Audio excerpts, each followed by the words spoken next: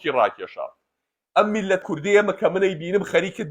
پیاو دڵی ئەتەقێ دڵی پارچە پارچە ئەبێ بۆ ئەم گەنجە جوانانەمان لەو سەرجادەیان بینم هەر هەمووی حاشا کێم مەدرسە حاشا کێم شەوە حاشا کێم ماڵی خوایە بەڵام هەموو عەورەتی وتا بەدەمیەوە ئەوە دایکی ئەووالێکە ئەوە خوشکی ئەووالێکە ئەمە نازانم چی کورە عەیبە کورەوە ئەهلی مزگەوت دەبێت کاکە فێر من چاو لە خەڵکی سەرجادە نەکەن کورابێ خەڵکی سەرجادە ئەدەب و ئەخلاق لە ئێوە فێر بێ جاکە گەنجەکانی ناو مزگەوت و ئەوەی سەر بازار و کۆڵان و نادیەکان و کویەگوا بوو کاتە چیمان کرد کاتە نوێژەکە چه ئیسفادەیەکی بە تۆ گەیان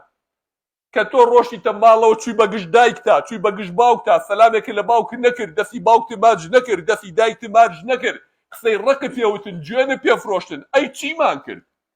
ئەی کوا دین ئەی کوا ئەخلاق ئەی ئیسلام فێری چی کردین ئەها ئیبراهیم لە قورئانە کە خوای گەورە بۆمانە گێڕێتەوە باوکی بندا ئەتاشێ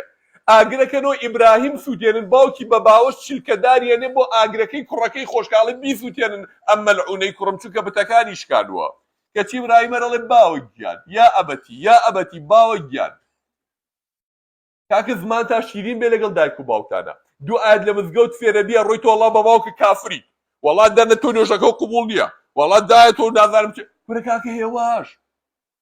50 ساڵە 60 ساڵە لە مامۆسای مزگەوت و ئاوا فێر بووە تۆ لە بەرەوەی ئەمڕۆ شتێک هاتووی گەنجێک شتێکی فێر کردووی توێ سەر عالم کافرەتی بەڕاست و بە چەپا واز لە توندی بێنە واز لە ڕقی بێنە واز لە موس و بە ناشیرینە بێنە ئەگەر باوکەکە ڕۆژی 100 جاریش کفرکە خوا لە قورئانە پێمانە فەرمیوە صاحبهما فی الدنیا معروفە لە دنیا بێ هەتوو هەر چاکی لەگەڵاکە بێ هەر دەستی ماچکە بێ لە خزمەتیابی بەڵام لە کفرەکە یا بە قسەی مەکە ئەبێ دەستی بۆ بە سنگەوە بگری